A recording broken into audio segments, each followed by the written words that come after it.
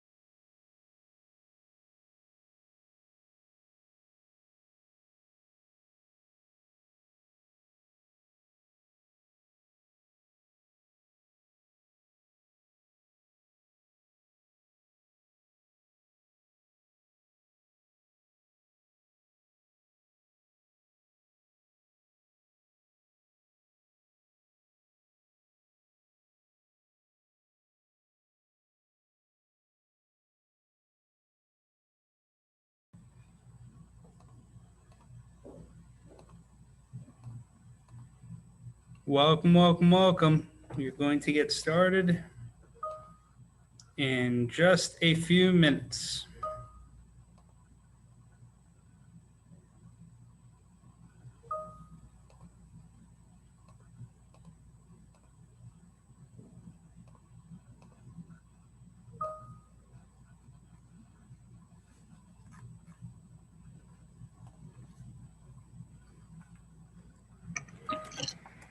Hey, Cavazos, how you doing? I'm doing good, Gio. How are you? I'm doing great. That's good to hear. Doing great. I I bought some things for Rainbow Six Siege, and I carried Donovan all like that entire time we were playing. He's You so carried him bad. like to a victory or what? Yeah, we kept winning, and it was all because of me, because he's so bad. Are you sure? That's not what I heard. Yo, you're capping. What? I'm better than Donovan. I have been since day one. I don't know. All I know is I saw an ace happen.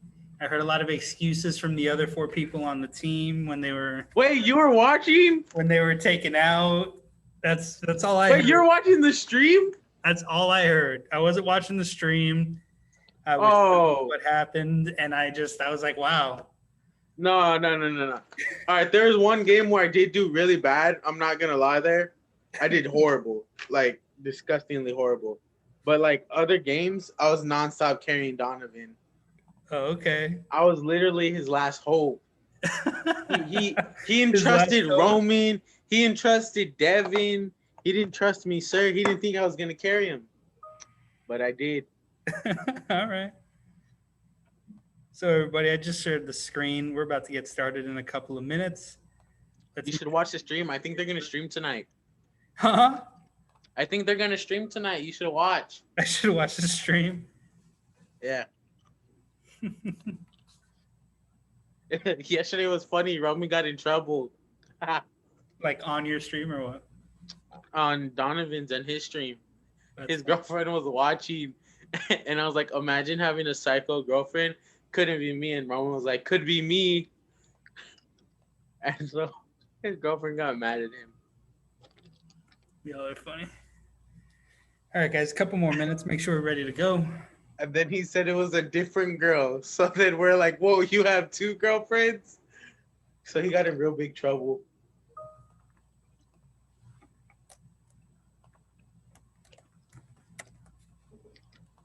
He should be there for the next stream.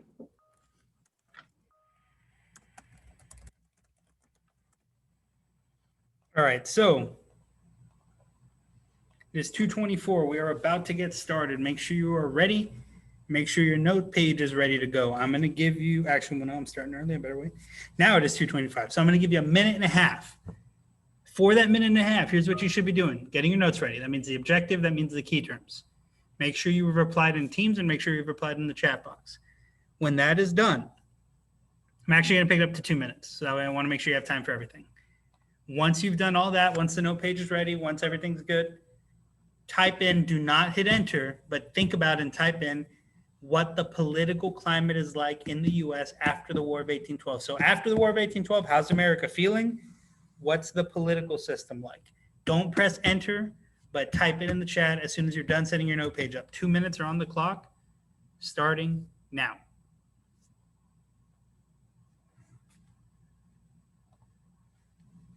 Two minutes. So again, set up your notes. Once your notes are set up, start thinking about getting ready. Do not press enter or anything, but start typing in what the U.S. is looking like and feeling like after the War of 1812.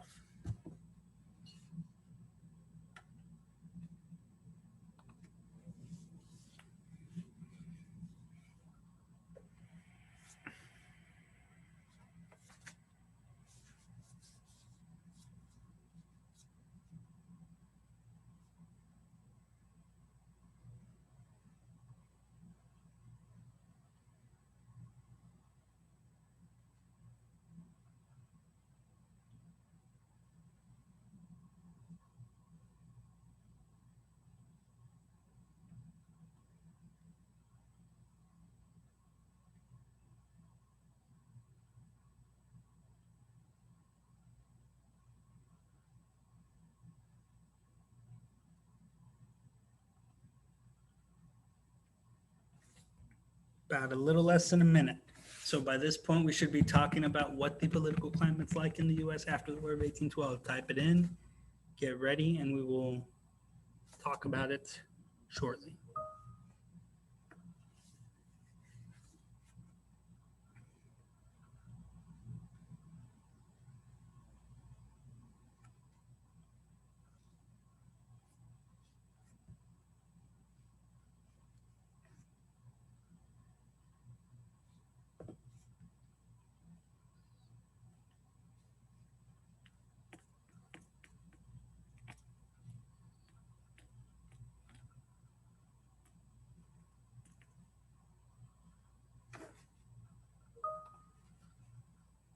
All right, so time is up. If you typed something in, press enter. If you didn't, start answering anyways. What was the political climate like after the War of 1812? If you typed it out in the box, press enter. If you haven't, then start typing it out. What happened? What's going on?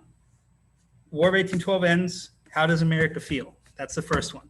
How does America feel right after the War of 1812? What do we got? Feeling good. Felt like they won against Britain. Federalist Party is pretty much gone. Only the judges left. They're seen as, so the Federalist Party goes away because they're seen as anti-American, not necessarily British loyalists. That's a good answer, though.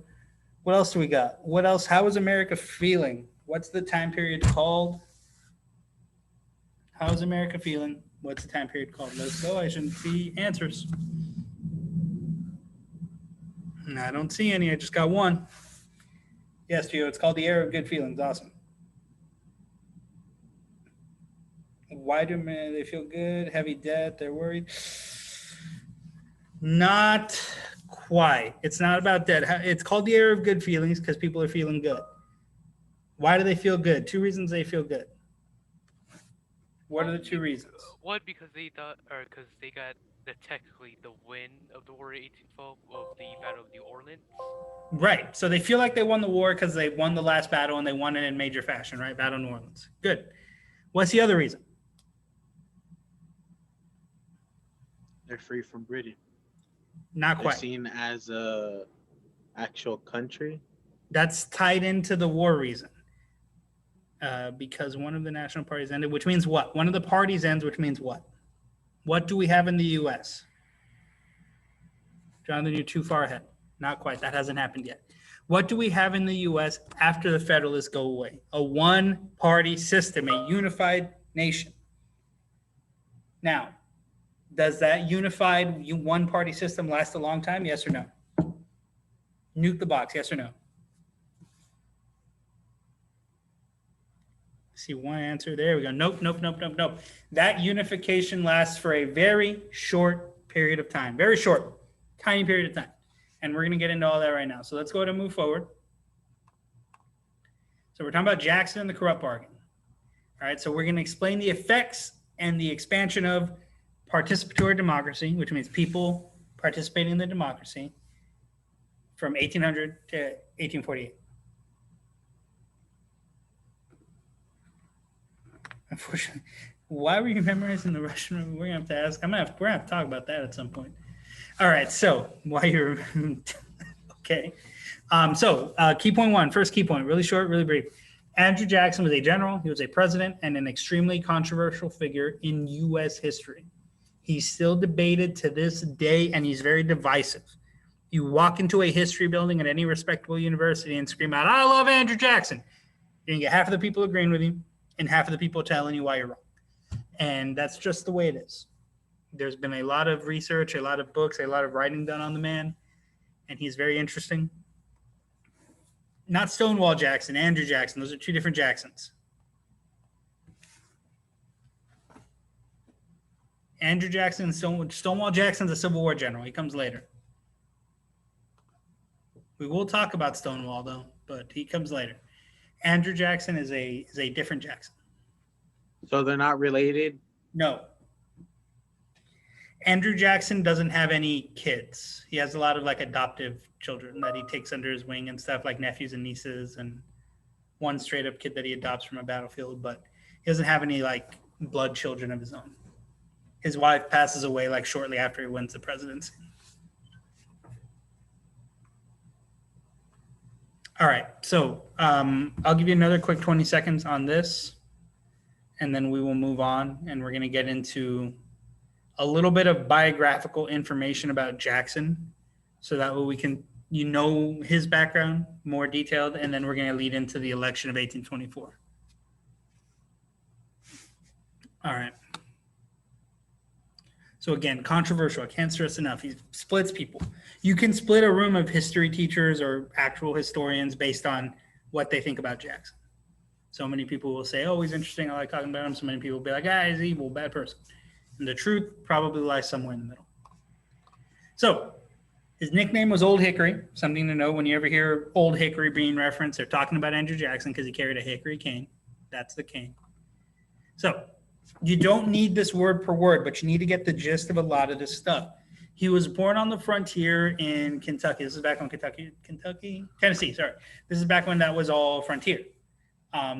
He was heavily supported by Western settlers because he was one of them. He lived on the frontier, and now that there's a new frontier, a lot of those people support what he has to say. He speaks their language. He knows what they like and what they want.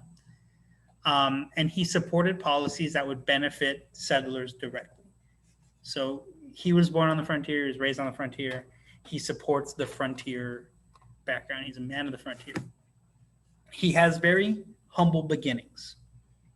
He's a regular person. He is an average Joe. When we were saying frontier, frontier's like the border, kind of like the extent of where civilization starts. So you know what I'm actually going to do? Let me show you something.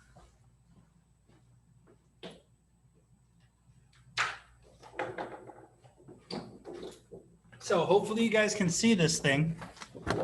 Let's see if I can do this. So, not really. Oh yeah, that works. So the U.S. is right here. The frontier would be right along the border. And what you're going to see is as the U.S. grows and there's more and more territory, the frontier expands. It doesn't quite go away. It won't go away until there's no more U.S. territory left. But the frontier is basically like the border of civilization. That's the frontier. So when Jackson was young, that border was in Tennessee, Kentucky. Later on, when he's trying to be president, that border is way down the line in like the Louisiana territory. So that's the frontier. He doesn't have a formal education, Jackson. He's known to have a temper. A lot of people will doubt his qualifications, but it'll also make a lot of people like him because he seems like a normal person. And he's a war hero. So for some background on Old Hickory, you'll want to know that he was a frontier upstart, basically that he came from very little money and came into a lot of money. He's self-made. He doesn't have a formal education, which a lot of people like about him. And he's a war hero. There's not a lot of war heroes around, and if you want to be president, a good way to do it is to be a war hero. Who can name other war hero presidents? There's at least 3. They're off. Who can name? If you can name a war hero president, type his name in the chat box. Washington's good. What else? Who are some other ones?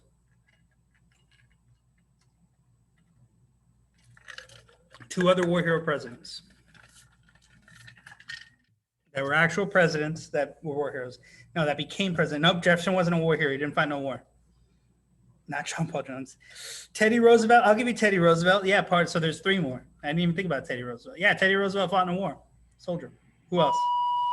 Think major war hero. Nope. Fought in a major war. Next war. One of these guys fought in the Civil War. The other one fought in World War II. Fought in the Civil War. Nope. Okay. So one of them is Ulysses S. Grant, who will win just because he's a war hero from the Civil War. The other one's Dwight D. Eisenhower, who will also win just because he's a war hero from World War II. So about a minute on this slide. Shouldn't take us more than that. Again, you don't need it word per word, but you need to know he lacked formal education, which people liked and some didn't.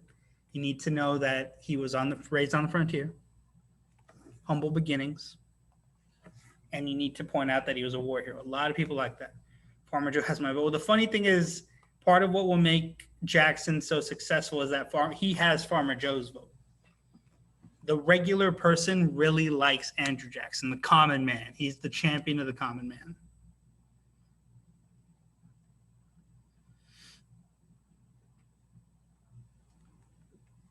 That will be a title that is given to him, an unofficial title, champion of the common man. So let's move on. This is my favorite Jackson story. I love telling it. Where's his belt? What? Oh, his championship belt? I don't know. It's a good question. We should probably make him one out of hickory. Anyways, this is well after Jackson is done being president. He's retired. He's still in D.C. And he's traveling around, and he's got a couple of like famous congressmen with him. One of them was Davy Crockett. Davy Crockett was with him hanging out back when Davy Crockett was still a congressman in Tennessee. And old man Andrew Jackson, who's slowly dying, is walking down the street, and some guy runs up to him, pulls out a pistol, and tries to shoot him. Now, the pistol misfires. The guy doesn't shoot him. And again, this is not Andrew Jackson in his prime when he's getting into duels and gunfights and when he's winning battles. This is old man Andrew Jackson, picks up his hickory cane and starts beating this guy to death with it. So much so that the congressmen that were with him have to get him away from the assassin so they can ask the assassin why he tried to kill the president, because he was not having it. So just Andrew Jackson was a force of nature, to be sure, and a guy that's straight up, like in his youth especially, pretty much, I mean, he really liked there's points in his life where they're like, be careful with Jackson because they're worried that he's gonna like get into duels and kill people. People were scared of Jackson, and he was known to beaten by a stick. He straight up beat somebody up with a cane. That hickory cane and the other slide, like that's what he beat him with, nearly to death. He almost killed the guy that tried to kill him. So I'm gonna put 30 seconds on the. Actually, no, I'm gonna put 45 seconds on the clock. What I want you to do, look at this book cover, look at the portrait, look at the words. What does this author think about Andrew Jackson? And what piece of evidence from the cover can you use to support that thought? Type those into the chat box. Do not press enter yet. Just type them in. You're going to nuke the chat box when you are done. But first, take 45 seconds to look at that picture, and then another 45 seconds to type without pressing enter. What does this author think about Andrew Jackson, and why do you think that? What supports your claim about whether or not he thinks about him?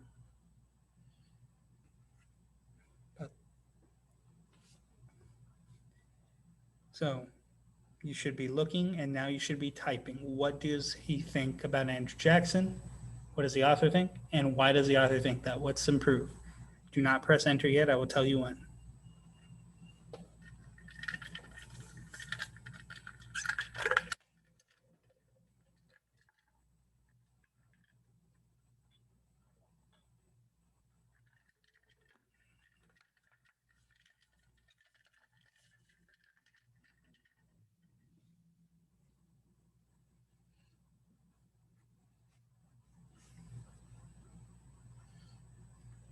Okay, start nuking that chat box. What do we think? What does the author think, and why?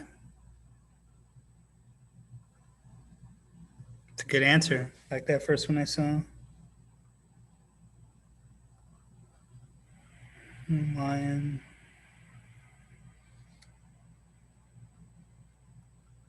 I like that a lot of people are seeing his title, Brave, Fearless, Praising. I saw somebody put that he was dangerous. I like that. King of the Jungle, nice. Likes Jackson, thinks he's good. Thought Jackson was dangerous but good. I like that. Dangerous but good. That's a good term. Brash and violent, good vocabulary. Awesome. So I'm liking a lot of the responses I'm seeing. That's a good measured thing, right? As somebody who read this book and really enjoyed it, this is a really good book to read, especially if you're like me and you kind of think Jackson's just super interesting. That's another good answer. The author's pretty fair in pointing out that Jackson did a lot of really good things as president, but he also did a lot of really bad things. And it's a really fair portrayal of Jackson that humanizes him while at the same time pointing out he's kind of racist, or not kind of, he was a racist and he was kind of a murderer also, and all those things. So it's really good at pointing out his flaws while at the same time humanizing him and making you understand Jackson's rationale. It's a really good read. Anyways, that being said, we're going to move on. We're going to talk about John Quincy Adams, who's going to be president from 25 to 29. Do not write everything on here. In fact, there's very little I want you to focus on. He's the son of John Adams, yes, second president. You need to point out that his administration's stained by the corrupt bargain. That you need. You need these first two. As far as national policies, I just want you to focus on internal improvements. And then you need the tariff of abominations, the tariff of 1828. So go ahead and get those in your notes. I'm going to give you about a minute and a half. John Quincy Adams will be the 6th president of the United States.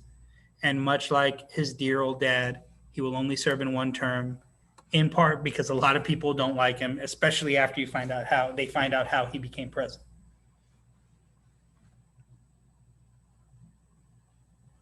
He's also a little bit out of touch, some would say.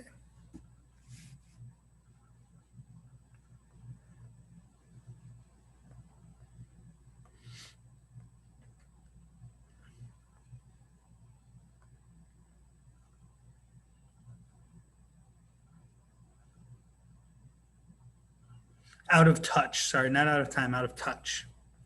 Like, people see him as a wealthy person that doesn't understand what they need. No, I was trying to refer to a song with everybody. Oh, sorry. What are you writing again? So you want to focus on the first 2 bullet points. For the third one, just get internal improvements, right? He nationally, he was all about internal improvements. And then you need tariff of 1828 and then nickname it tariff of abominations. So when I say abomination, what's the first thing you think of? Are abominations good or bad? You can type it out or you can come off and say it. Are abominations good or bad? Bad. They're super bad. So keep that in mind when you talk about the tariff of 1828. People aren't going to like it.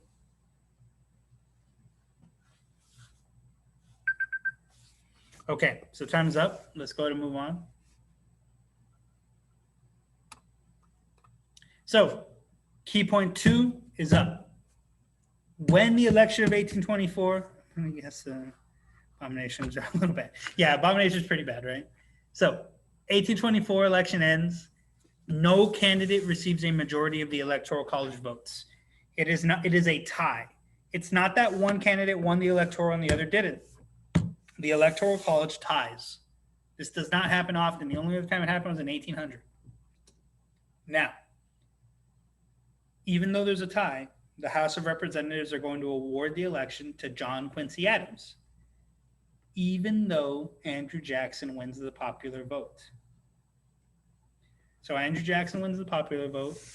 Nobody wins the Electoral College, and the House of Representatives gives the election to John Quincy Adams.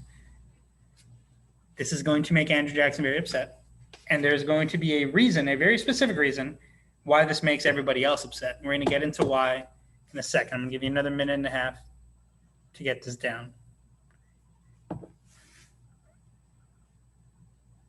Because there is a specific reason why it bothers everybody else. Because it bothers Jackson, but it's going to bother everybody else for a lot of reasons.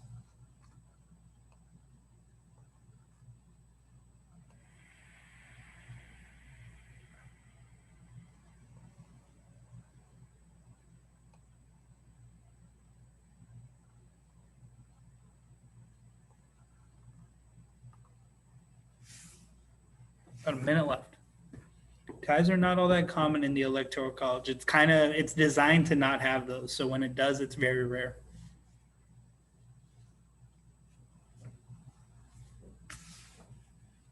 But there's one here, and the House will choose to give the presidency to John Quincy Adams.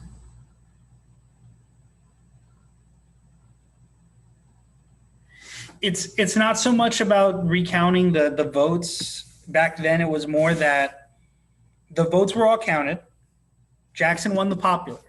But the way the Electoral College works is they vote for their state. And because of the number of states and because of the way the system worked back then, all the Electoral College votes came in and nobody won. It was a tie. It was split even because there were fewer states back then. Now that's a lot harder to do. And typically, because of the balance of the electoral votes, it doesn't really happen anymore, but it happened then. And because of that tie, the vote is supposed to go to the House, right? Even today, if there was a tie to this year, for example, the House of Representatives would then vote for the president, and that's who would be president. But here's what happens in 1824 that upsets everybody, and especially Jackson. I'm going to go back to that other slide. I want to do this first. Something called the corrupt bargain. And the reason it's called that, Andrew Jackson and his outraged supporters will claim that a corrupt bargain takes place. Here's what you need to get. You don't need everything word per word. Henry Clay, who's the Speaker of the House, will be given the job of Secretary of State in order to support John Quincy Adams as president.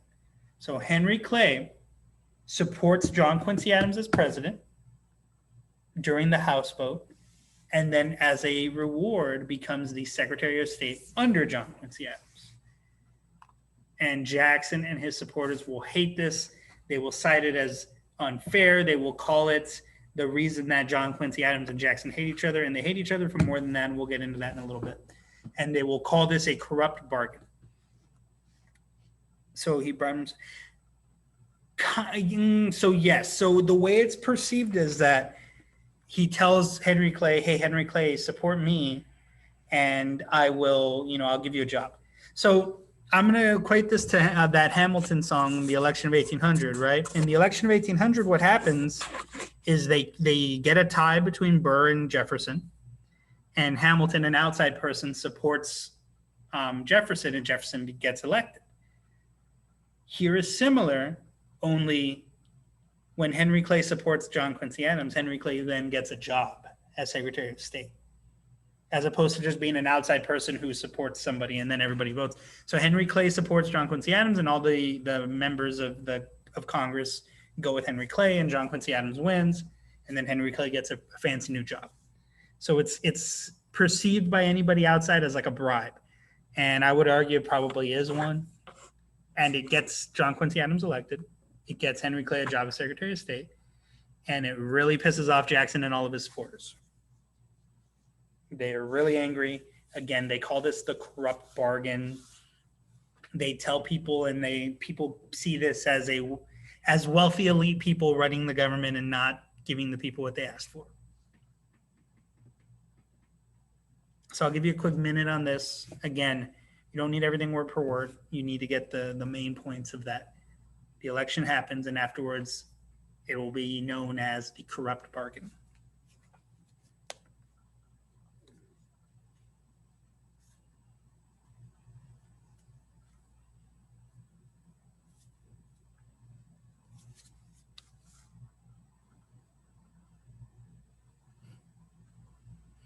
I don't know if I'd call it capitalist. I definitely call it political.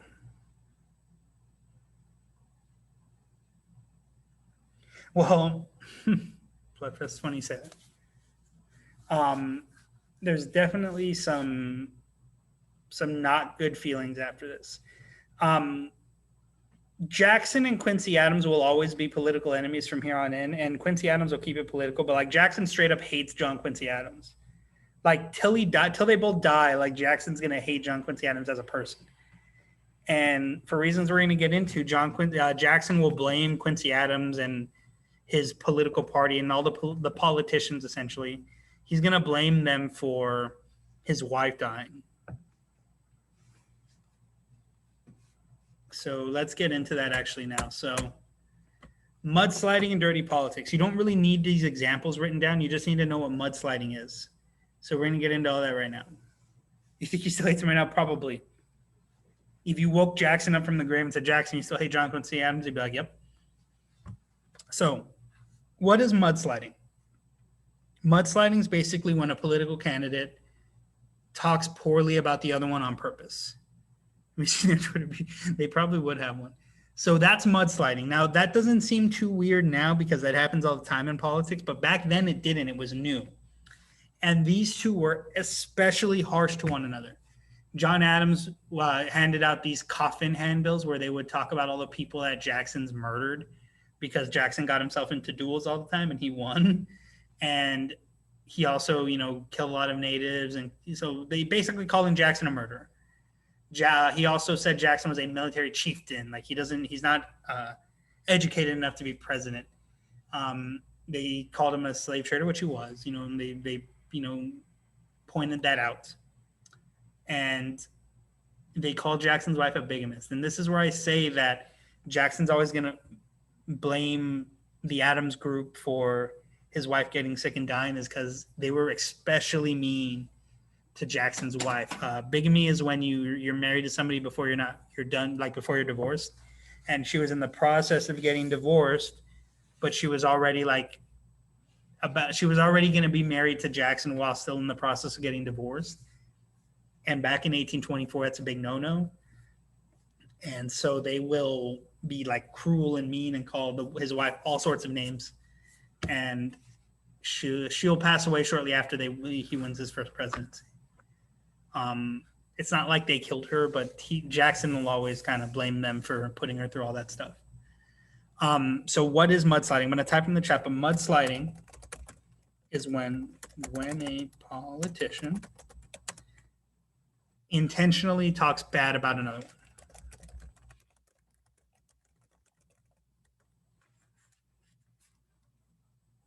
And specifically, the person they're talking bad about is their opponent. So, like if it was Adams calling Jackson murderer, the Jackson camp, for example, they'll run as Jackson being a regular person. Hey, I'm just like you. I get into gunfights all the time. I get into duels. I smoke tobacco. I get in bar fights. I'm a gambler.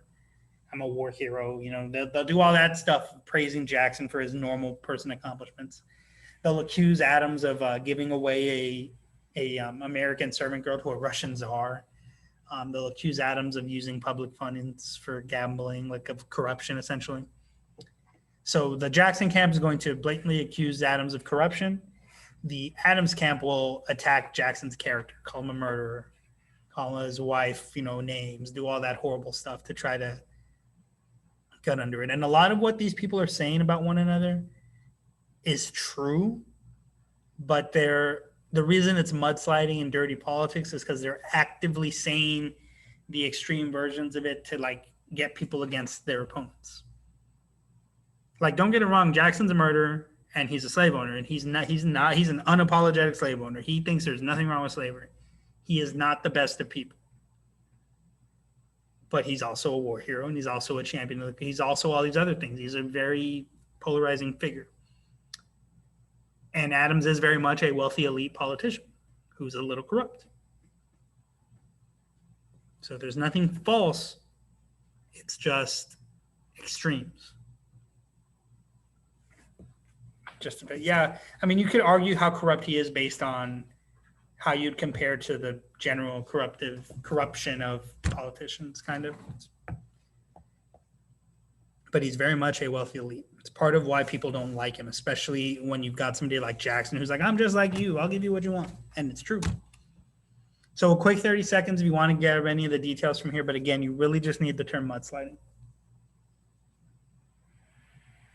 Yes, Uncle Ben was right. With great power comes responsibility, and not a lot of people do that. All right. So we already talked about the corrupt bargain. Let's get into the last key point. So during this time, this is happening in the background. This is not something Jackson did, but it's something we credit him with because he's the first person to reap the benefits. The nation's transition to a more participatory democracy was achieved by expanding suffrage from a system based on property ownership to one based on voting by all adult white men. What does all that mean? Well, in a nutshell, here's what's happening. Slowly, the right to vote is transitioning from only landed wealthy elites having the right to all white men having the right to vote. It's a slow process that takes time, but it will happen state by state, one at a time eventually. And by the time Jackson runs a second time to be president, only 3 states will not have given universal suffrage to white men, which means that the common people are able to vote and have their voice heard, and they will elect Jackson as president. So he will reap the benefits of this system. So get this key point down. I'll give you a little less than 2 minutes to get it down. and then we'll talk about what happens as a result.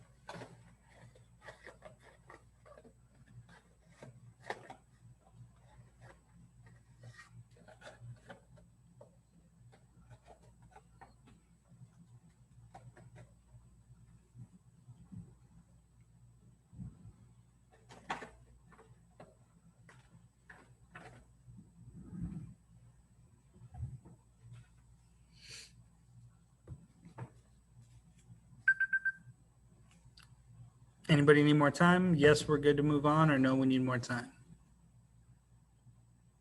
Good to move on? Yes? No?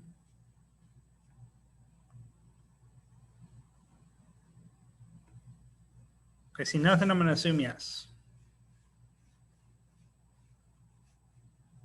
All right. So let's move on. So the expansion of suffrage, what does that mean? Well, voting rights are expanding to not just property owners. Before this, you had to own a lot of property in order to be able to vote. Well, voting rights for white men through the removal of property qualifications expand, basically meaning that you get universal male suffrage, white male suffrage. The common people of America will have an increased say in the political process. So now it's not just what the wealthy or what the landed want, it's what everybody wants.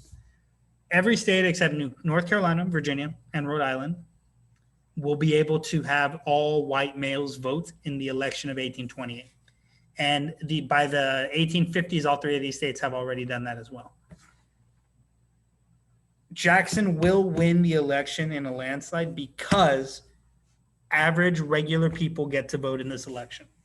And because of that, he is, again, like he's cemented as like the champion of the common person.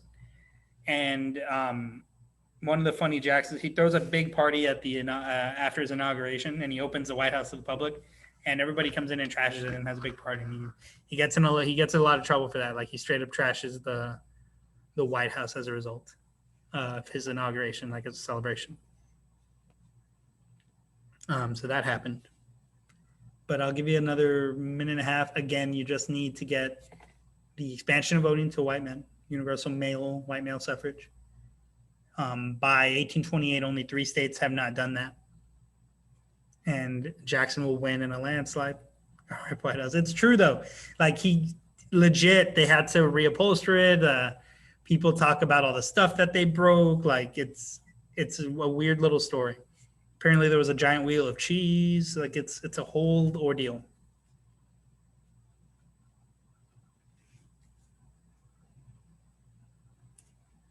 So about a minute left. Jeez, like I'm not like. Let me see. I'll see if I can find it. And I'll show it to y'all before we leave here.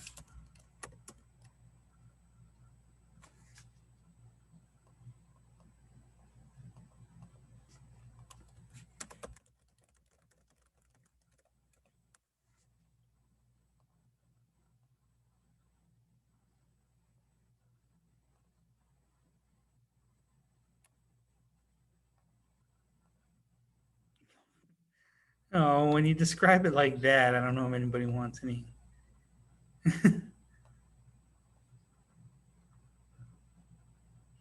I found the giant cheese.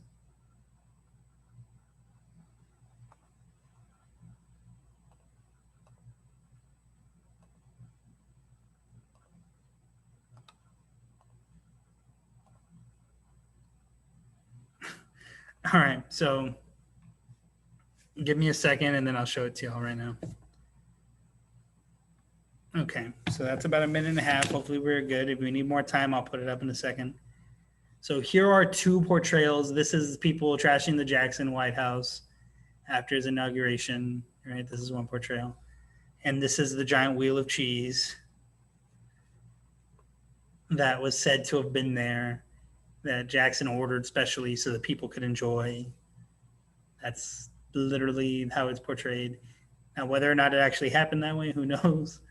But that's the giant cheese thing people are eating. Apparently, they just let children lean on it. That seems kind of unsanitary, but hey, you know, it's 1828. People did crazy things. All right, imagine this. I know. Apparently, the party alone made the White House really stinky for a long time. All right, so before I get into it, in the chat box, what is a populist? And if you don't know, put don't know. But nuke the chat box with what is a populist. If you don't know, put don't know. But what is a populist, or what do you think a populist is? Seen a lot of don't knows.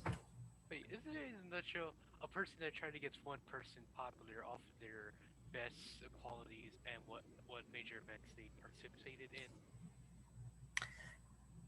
in? Kind of. So we're going to talk about exactly yes and no. There's an element of that, but it's not exclusively what it is. It is not the elites. That is not quite what a populist is. So a populist is actually kind of the opposite of elites.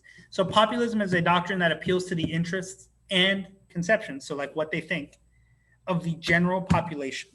If I were to come out and I wanted to be a populist type of teacher, and I would just come up and I would say things like, you know what, no assignments, no lessons, don't show up to my class, just watch a Heimler video and then type present. I would be giving you what you wanted, and I would be running my classroom in a way that would only support what you wanted. In its basest form, that's what populism is based on. Populism is like governing or running your system based in what the people want. So you're appealing to their hopes, you're appealing to their fears. If people don't like rich bankers, you're going to talk bad about rich bankers. If people really like it when you give them tax breaks, you're going to cut taxes. That's what populism is.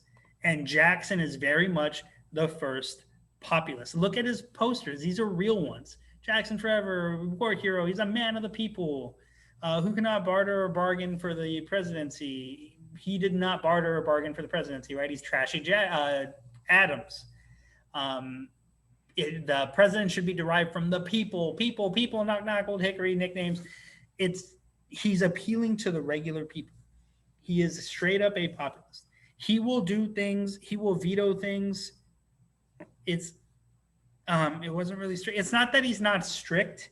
It's that he's giving people what they want, right? Like, so I'll give you an example. If I was a populist teacher and I was intentionally making you not go to class, if somebody tried to submit assignments to me, I'd be like, no, you're failing because you're submitting assignments.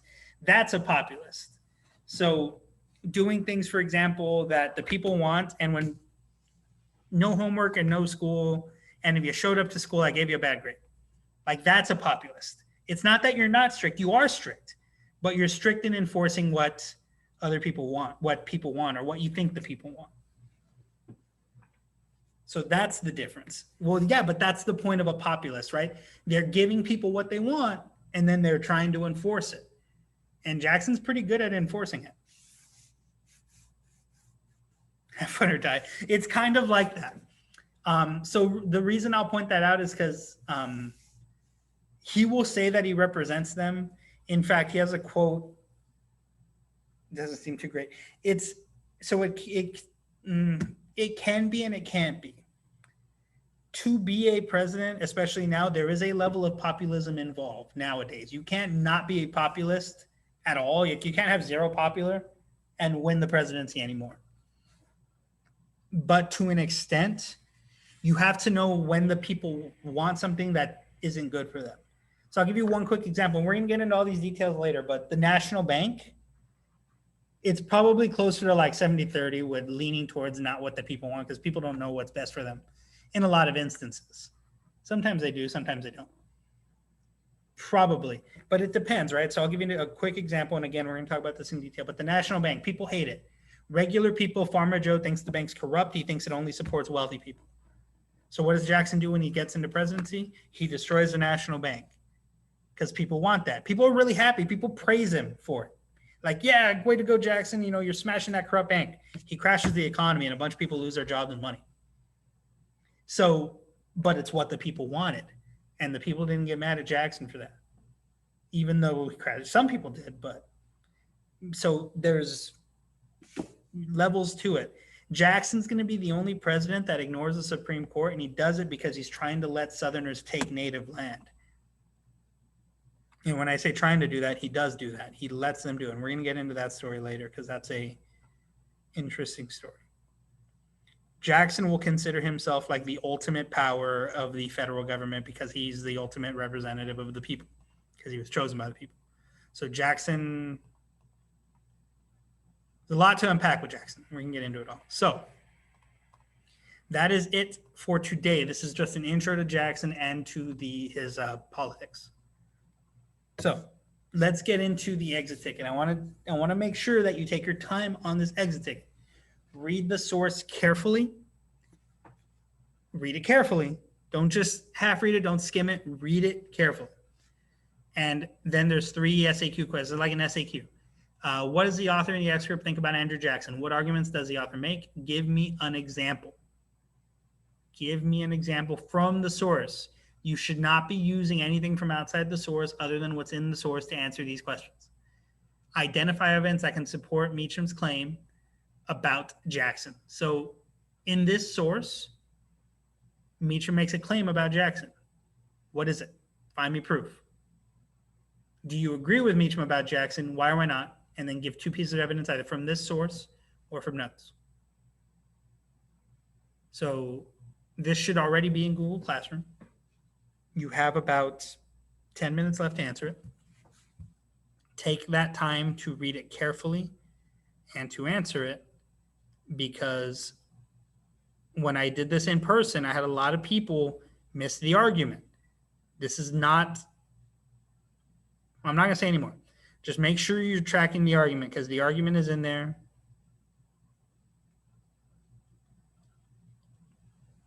And it is steady.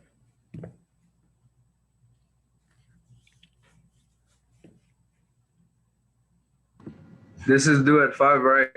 Yes, sir.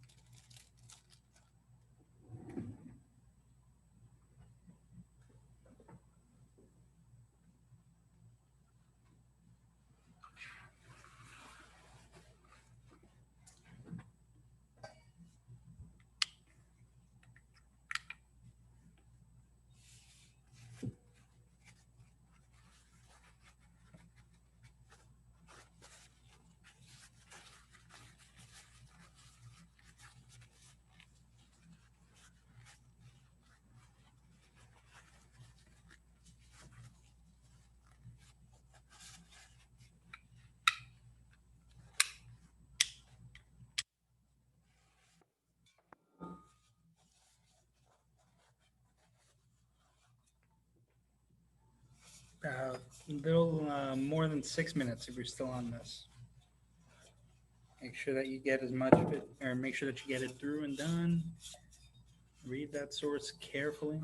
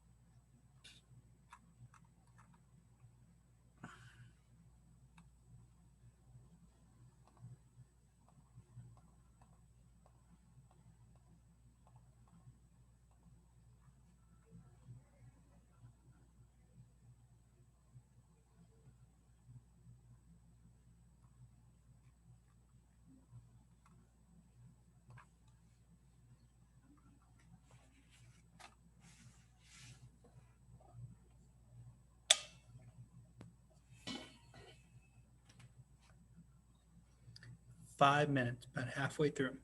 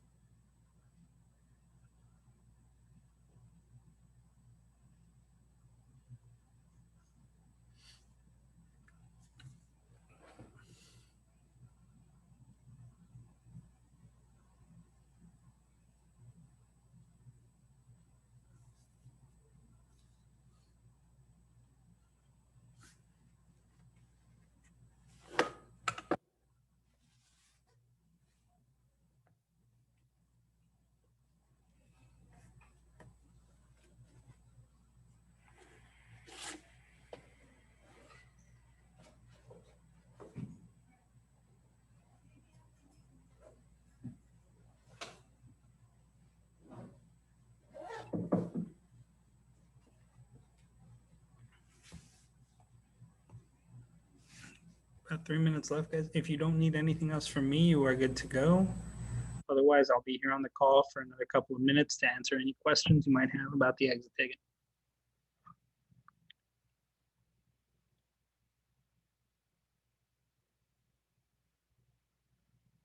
All right, great one, you guys. See y'all tomorrow. Sir, what console do you play Rainbow on? Most of my Rudy Tooty Shooties I play on PlayStation. So yeah, I played on PlayStation. See you, Roman.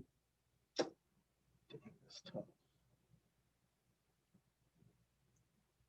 Sorry, Jim. Yo, Meaty Marley's merch came out. What? Meaty Marley. His merch came out. Why He does he finally have to- dropped some merch. I don't know what that means. You just spoke like Russian to me. I don't know what any of that means. He's a YouTuber, a Siege YouTuber. He did some nutty one taps. He'd just be like, bop, and dead. It's amazing. Okay. I know Siege YouTuber. Okay. Yeah. You know how like headshots are one shots? Yeah. Well, yeah, he can get those. He gets them quite often. Okay. He's like, I think he's European. Help me out, Jonathan. I think he's European. Somewhere over there. I think he's Australian, actually. Not too sure. Is he? No, I'm not sure. I'm not sure. Fair enough.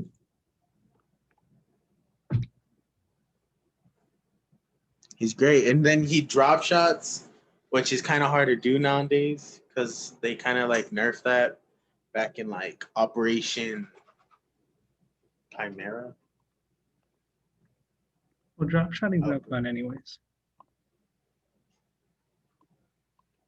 So I know what I want for Christmas now. Some merch. No, just a hoodie from him.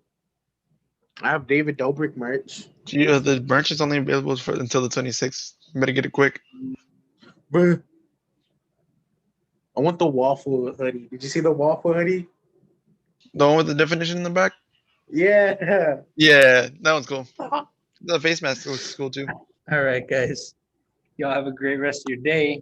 Enjoy your rainbow stuff. See you. Have a good day, You sir. should join the stream.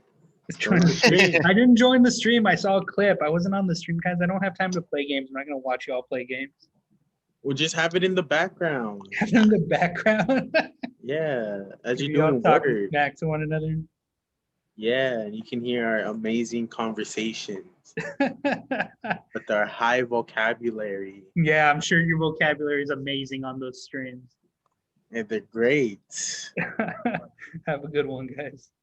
Have a good day, sir. Kind of hard. They're kind of bad.